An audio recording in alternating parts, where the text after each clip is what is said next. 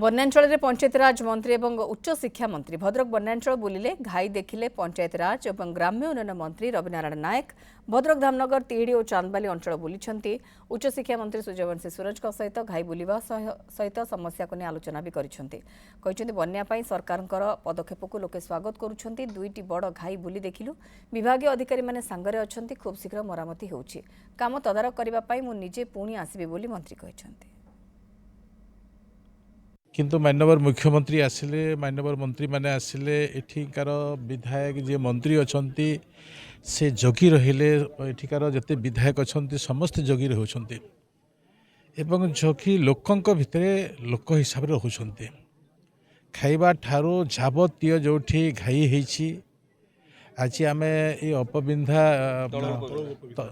तल उपबिंधा राजली बिंधा ए दीटे जाक जो घाई है घाई को आम देखार सौभाग्य पाइलु।